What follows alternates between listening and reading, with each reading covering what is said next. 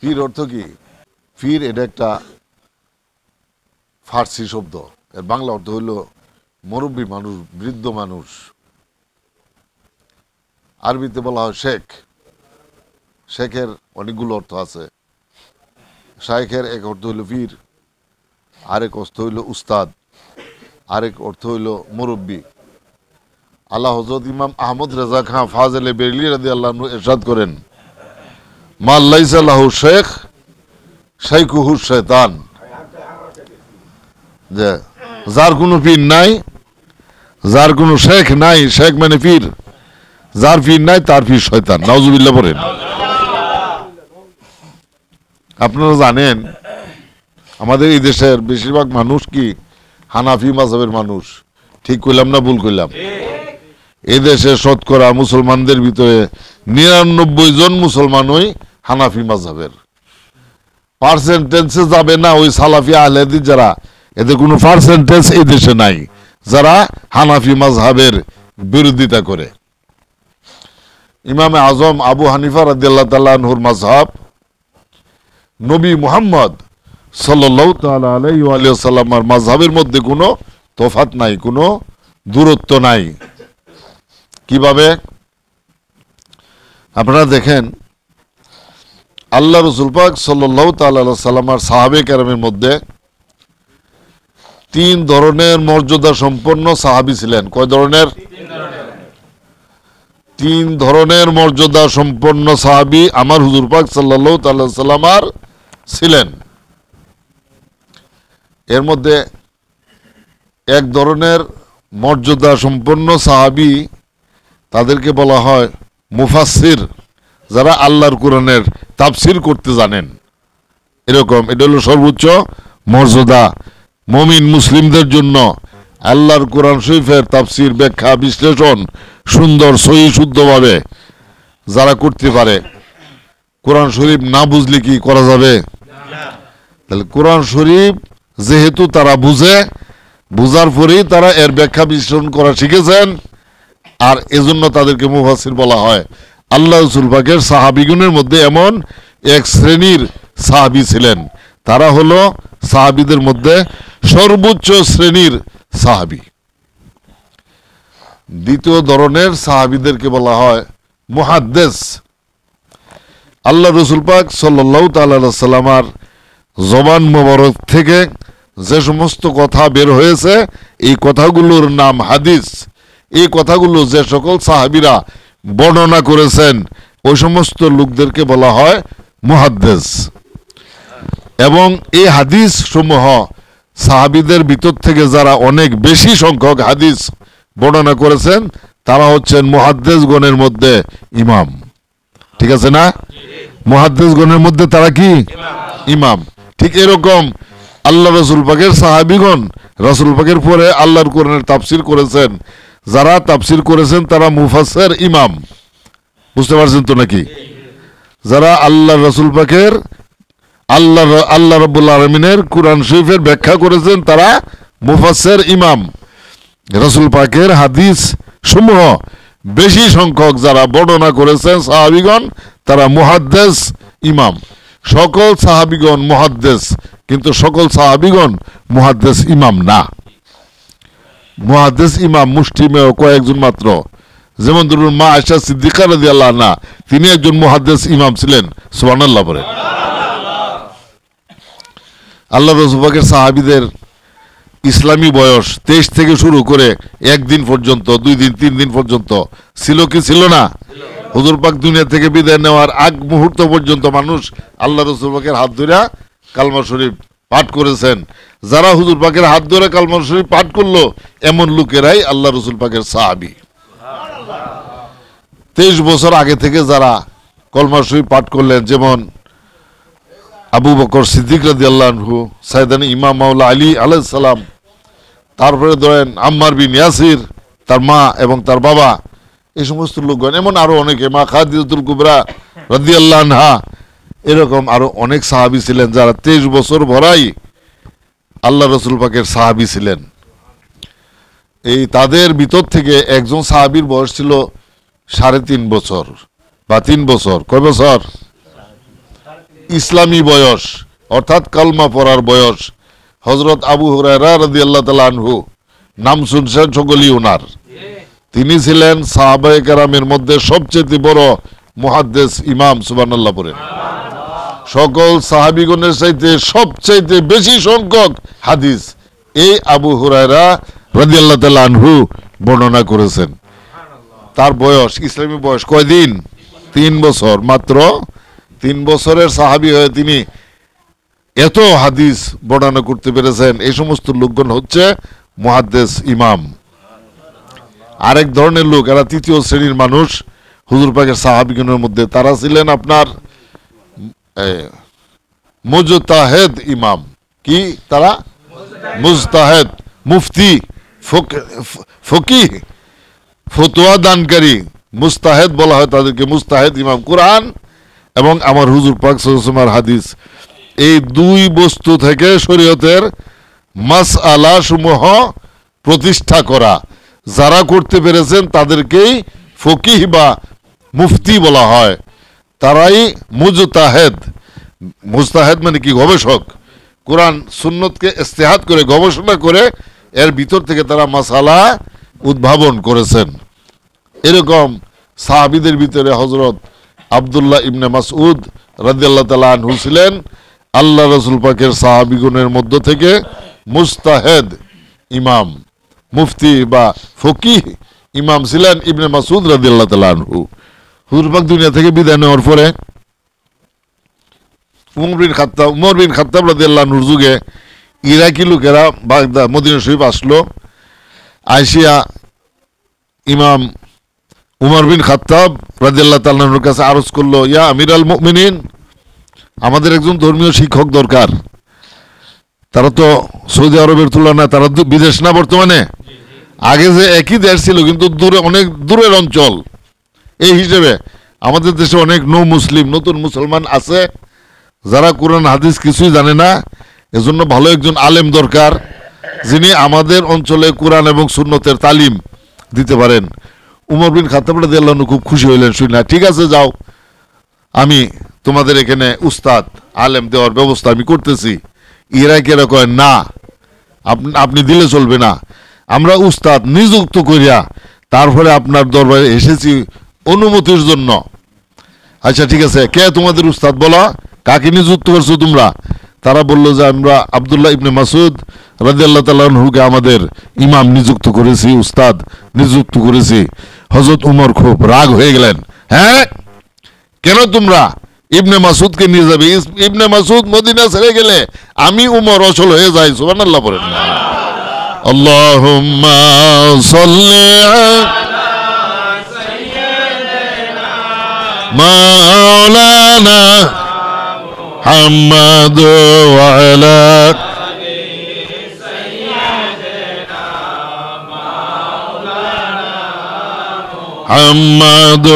আল্লাহুম্মা সাল্লি আলা সাইয়্যিদিনা মাওলানা মুহাম্মাদ ওয়া আলা আলি সাইয়্যিদিনা মাওলানা মুহাম্মাদ। তিনি কিন্তু মুসলিম জাহানের শাসনকর্তা। কেডা? উমর বিন খাত্তাব রাদিয়াল্লাহু আনহু। তিনি মুসলিম জাহানের কি শাসনকর্তা। তিনি বলতেছেন ইবনে মাসউদ মদিনা থেকে চলে গেলে আমি উমর কি অচল। ইবনে মাসউদ ফতোয়া দান করলে তার ফতোয়া অনুযায়ী আমি বিচার ফায়সালা করি। ইবনে মাসউদকে ইরাকে দেওয়া যাবে না। ইরাকি লোকেরা খুব শক্ত অবস্থান নিল, কঠিন দাবি উত্থাপন করলো সরকার প্রধানের দরবারে। সরকার প্রধান শেষ পর্যন্ত ইবনে মাসউদ রাদিয়াল্লাহু আনহুকে ইরাকিদের সাথে যেতে দিতে বাধ্য হয়েছেন। সুবহানাল্লাহ পড়েন। তিনি ইরাকি লোকদেরকে দিন ইসলাম শিক্ষা দিলেন। আল্লাহ রাসূল পাকের হাতে কলমে শিক্ষা দেওয়া মুফতি ইবনে মাসউদ রাদিয়াল্লাহু তাআলা আনহু। ঠিক ইবনে মাসউদ রাদিয়াল্লাহু আনহুর একজন ছাত্র হযরত আলকামা রাদিয়াল্লাহু আনহু, তিনি অত্যন্ত প্রিয় ছাত্র ছিলেন। কার? ইবনে মাসউদের। সেই ইবনে মাসউদের ছাত্র হযরত আলকামাকে উমর রাদিয়াল্লাহু আনহুর সচিব বানায় দিয়া তারপরে ছাত্র কার? ইবনে মাসুদের। সচিব হইল কার? উমর বিন খাত্তাব রাদিয়াল্লাহু তাআলা আনহুর। তাহলে এই আলকামা রাদিয়াল্লাহু তাআলা আনহুকে হযরত উমরের সচিব বানায় দিয়া তিনি কিছুদিনের জন্য ইরাকে গেলেন, ইরাকি লোকদেরকে কোরআন হাদিস শিক্ষা দেওয়ার জন্য। আবার তিনি সময় মতে ফিরে এসেছেন। তার অনুপস্থিতিতে সরকারের বিচার ফয়সালার কাজ এই আলকামা রাদিয়াল্লাহু তাআলা আনহু করতেন। তিনি হচ্ছেন ইবনে মাসুদ রাদিয়াল্লাহু আনহুর ছাত্র। তাহলে ইবনে মাসুদ কার ছাত্র?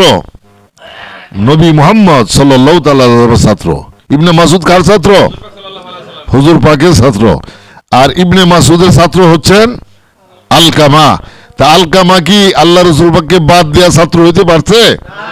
আচ্ছা, আলকামার ছাত্র হইলেন ইব্রাহিম নখঈ। আলকামার ছাত্র কে? ইব্রাহিম নখঈ। ইব্রাহিম নখঈ, আলকামা, ইবনে মাসুদ, নবী মুহাম্মদ সাল্লাল্লাহু তাআলা আলাইহি সাল্লাম তাদের ছাত্র। তাদের মাসালা অনুযায়ী তিনি ফতোয়া দান করতেন। আমাদের মাযহাবের ইমাম, ইমামে আজম আবু হানিফা রাদিয়াল্লাহু তাআলা আনহু, তিনি ছিলেন ইব্রাহিম নখঈ রাদিয়াল্লাহু তাআলা আনহুর ছাত্র। এবার বলুন তাহলে ইব্রাহিম নখঈর মাযহাব, আলকামার মাযহাব, ইবনে মাসুদ রাদিয়াল্লাহু তাআলা আনহুর মাযহাব, আমার নবী মুহাম্মদ সাল্লাল্লাহু তাআলা আলাইহি সাল্লামের মাযহাব, ঠিক আছে? ওই তাদের ছাত্র থেকে যখন ইমামে আজম মাসালা উদ্ভাবন করলেন, ইস্তেমবাদ করলেন, তাহলে ইমামে আজম তো ইমামে আজমের মাযহাব, ইব্রাহিম নখঈর মাযহাব, আলকামার মাযহাব, ইবনে মাসউদের মাযহাব, নবী মুহাম্মদ সাল্লাল্লাহু তাআলা আলাইহি ওয়া সাল্লামের মাযহাব। কোনো তফাৎ আছে?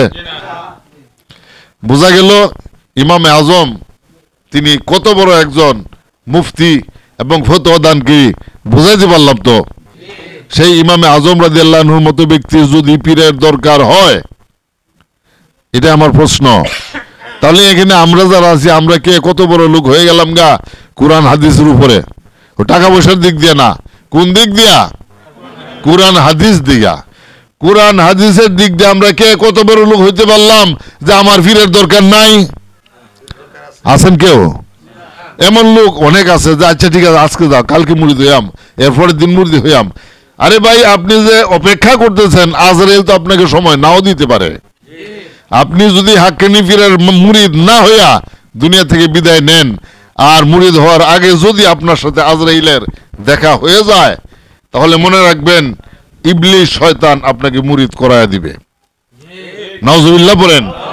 ইবলিস শয়তান যাকে মুরিদ করায়া দিতে পারলো তার আখেরাত আছে তো? কি কোন আখেরাত নাই? মৃত্যুর সঙ্গে সঙ্গে প্রত্যেকটা মানুষের দুনিয়া কি শেষ।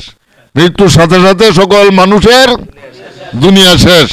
মরার পরে যদি আখেরাতও শেষ হয়, ইবলিস মুরিদ করায়া দিলে আখেরাতও শেষ। তাইলে এখন আমরা কোন কাতারে যায় পড়লাম? কাজেই হাক্কানি গুরু মুর্শিদের হাত ধরে বায়াতে রাসূল গ্রহণ করতেই হবে। ইমামে আজম রাদিয়াল্লাহু তাআলা আনহুর মতো ব্যক্তির যদি পীরের দরকার পড়ে থাকে, তার প্রথম পীরের নাম ছিল ইমাম যায়েদ রাদিয়াল্লাহু তাআলা আনহু। প্রথম পীরের নাম কি? ইমাম যায়েদ। ইমাম যায়েদ কেরা চিনেননি? ইমাম হুসাইন আলাইহিস সালামকে চিনেন তো? ইমাম হুসাইন আলাইহিস সালামের ছেলের ঘরের নাতি ইমাম যায়েদ। সুবহানাল্লাহ বলুন। ইমাম যায়েদ কে? হুসাইন আলাইহিস সালামের ছেলের ঘরের নাতি। কিন্তু আমাদের ইমাম সাহেবের কপাল মন্দ, পীর সাহেব ওই যুদ্ধে গিয়া বাতিলদের হাতে শহীদ হয়ে গেছে গা। আমাদের ইমাম সাহেব রয়েছে, পীর সাহেব শহীদ হয়ে গেছে গা। পীর সাহেব শহীদ হয়ে গেল, মুরিদ থেকে গেল, তাহলে কি মুরিদ বাটপারি করলো, যুদ্ধে যায় নাই? এরকম নাউজুবিল্লাহ, এরকম না। পীর সাহেব যখন বললেন ইমাম আজম সাহেবকে চলো যুদ্ধে যেতে হবে, তিনি উত্তর দিলেন যে বাবা, তোমার মুরিদ করে আমি বিশ্বাস করি না। এখন আমি যদি আপনার বিশ্বাস না করি, আপনার লোকে আমি রাতে 3টার পরে যাইতাম নি? ওখানে যত বড় ভিড় আইয়া কোক, আমি ভিড়েরটা যদি কই আপনারও ভিড় আমারও ভিড়, ফিরে কইলাম যে বাবা তোমার এই মুরিদে আমি বিশ্বাস করি না, পীর সাহেব কি তার লগে আমার যাইবার কইব? সেরকম তো পীর সাহেব আর ইমাম আজমকে যুদ্ধে যাওয়ার জন্য আর বলতে পারলেন না, একদিনও বললেন নাই। ইমাম আজম সাহেব নিজের পকেট থেকে টাকা বাইর করিয়া যুদ্ধ করতে যত টাকা লাগে সমস্ত টাকা ফির সাহেবের হাতে দেওয়া দিচ্ছে। অস্ত্র শস্ত্র কিনতে হবে, উট ঘোড়া এগুলো কিনতে হবে। এই যে আমি টাকা দিয়ে দিলাম, আপনি যুদ্ধে যান, আমি যুদ্ধে যেতে পারবো না। পীর সাহেব কইলো কেন যাবে না? পরে ইমাম আজম সাহেব কয় তোমার মুরিদরা যুদ্ধের মধ্যে তোমার নামায় দেয়া চূড়ান্ত মুহূর্তে তোমার ফাঁসিতে যাইব গা, পরে তোমার এই শত্রুরা শহীদ করে ফেলাইব। আমি তো তোমার ফাঁসিতে যাইতাম না, তখন আমি একা কি করে শত্রুর মোকাবেলা করতে পারি? পীর সাহেব চুপ হয়ে গেছেন, আর একটা উত্তরও দিতে পারেন নাই। ঠিক আমাদের ইমাম আজম সাহেব যাই বললেন ঠিক তাই হলো।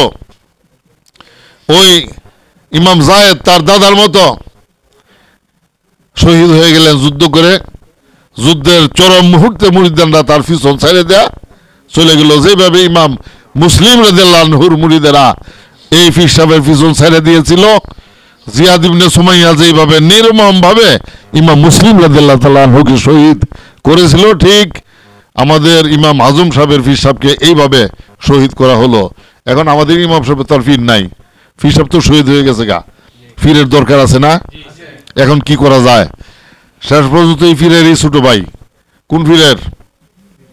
যেই পীর শহীদ হয়ে গেলেন, ওনার যেই পীর শহীদ হয়ে গেলেন ওই পীরের ছোট ভাই, নাম কি? ইমাম মুহাম্মদ বাকের রাদিয়াল্লাহু তাআলা আনহু। নাম কি? ইমাম মুহাম্মদ বাকের রাদিয়াল্লাহু তাআলা আনহুর হাত ধরে গিয়া মুরিদ হয়ে গেলেন। কিছুদিন পরে এই পীর সাহেব ইন্তেকাল হয়ে গেছে গা। ইমাম বাকের রাদিয়াল্লাহু আনহু কি ইন্তেকাল হয়ে গেছে গা। এখন আমাদের মাযহাবের ইমাম সাহেবের আর কোনো পীর নাই। তিনি দেখলেন আমার পীর দরকার। আপনারা বলুন, এত বড় শিক্ষিত ব্যক্তি যে তিনি যদি কয় আমার পীরের দরকার, এখানে কে আছেন বুকে হাত দিয়ে বলেন আমার পীরের দরকার নাই?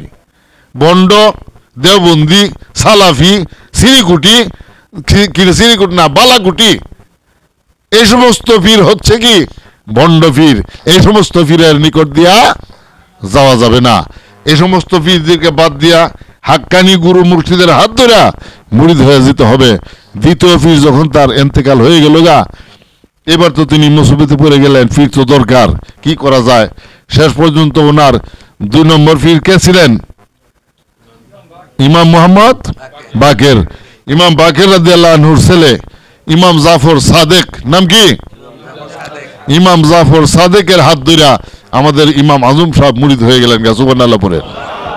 কপাল মন্দ আমাদের ইমাম সাহেবের, এই 3 নম্বর পীরও ওনার ইন্তেকাল হয়ে গেছে গা। আমাদের ইমাম সাহেব এখনো আছেন, ওনার 3 নম্বর পীর কি ইন্তেকাল হয়ে গেছে গা।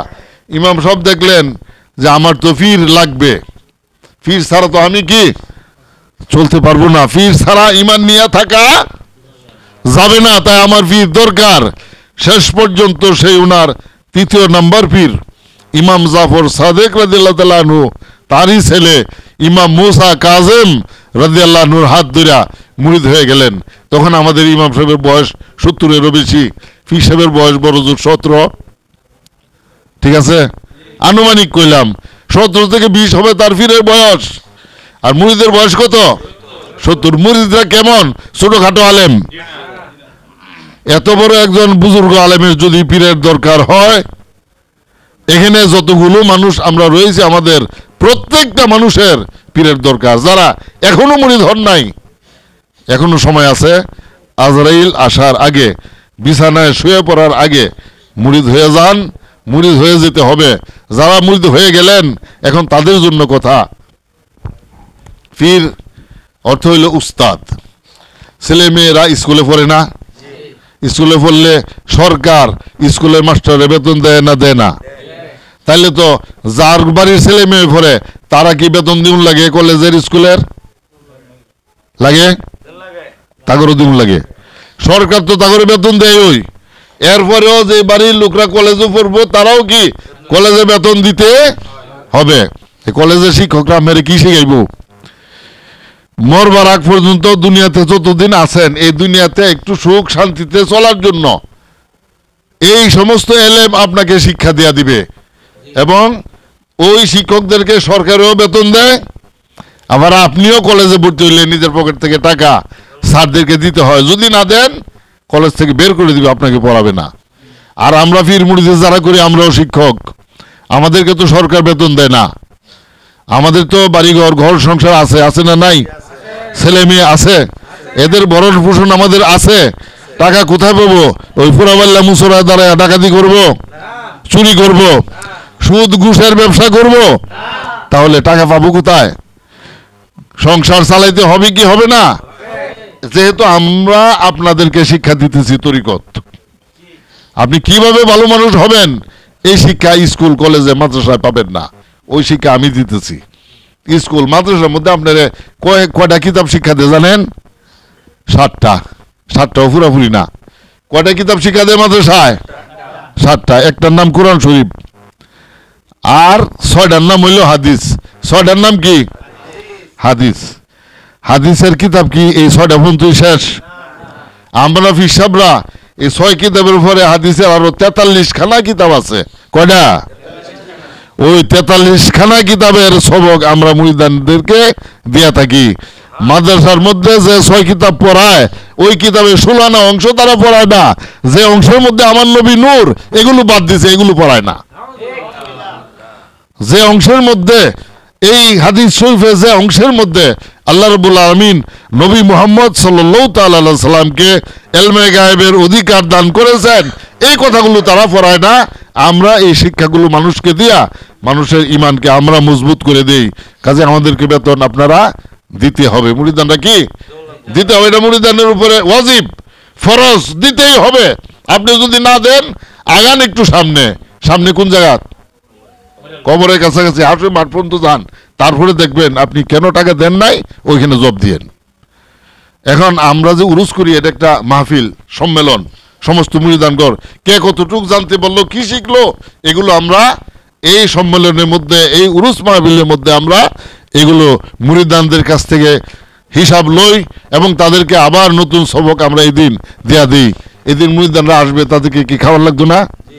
এবং সমস্ত মুরিদান এই উরুসের মধ্যে উপস্থিত থাকতে হবে। পীর সাহেব যতক্ষণ আপনাকে হুকুম না করবে, ততক্ষণ এখান থেকে আপনি যেতে পারবেন না। তাই মাগরিবের নামাজ দরবারে আইসা পড়তে হবে, ফজরের নামাজ পড়ে এখান থেকে বিদায় হইতে হবে উরুসের দিন। এবং উরুসের খরচের, প্যান্ডেলের, বিছনাপত্রের, খাবার দাবারের টাকা পয়সা আগে থেকে, আমার যদি বড় গৃহস্থী থাকতো তাহলে ক্ষেতের দান বিচ্ছা আমি এগুলি চালাই দিতাম, কিন্তু গৃহস্থী নাই, সবাই তো জানেন। টাকাটা আপনারা দিতে হবে কি হবে না? আর আমি যদি টাকা দিই, ক্ষেত বিক্রি করা ছাড়া, চুরি ডাকাতি করা ছাড়া আরো কোনো রাস্তা? তাহলে ক্ষেত বিক্রি করার কোনো বাও নাই, বেচতে পারি না। ক্ষেত বেচতে পারলে তুমি হজ্জে যেতাম গা, বুঝতে পারছেন তো? ক্ষেত তো বেচতাম পারতেছি না, তাহলে টাকা উরুসের দিন খরচ করার জন্য ডাকাতি করা ছাড়া আর কোনো বাও? এখন আপনারা চান যে আমি ডাকাতি করি? হ্যাঁ, উরুসের টাকাগুলো উরুসের 15 দিন আগে আমার হাতে দেয়া দিতে হবে প্রত্যেকটা মুরিদ। এবং উরুসের যাবতীয় খরচ আপনারা বহন করবেন। পুষ মাসের শেষ বুধবার, এখন থেকে সম্ভবত আর 20 বা 19 দিন পরে উরুস, নাকি? বাংলা আজকে 5 তারিখ না 4 তারিখ? উরুস হবে বাংলা 24 তারিখ। 24 তারিখ বুধবার, 19 দিন না? আল্লাহ আমাদের সকলকে তৌফিক দান করুন। সকলে বলুন আমিন, আল্লাহুম্মা আমিন।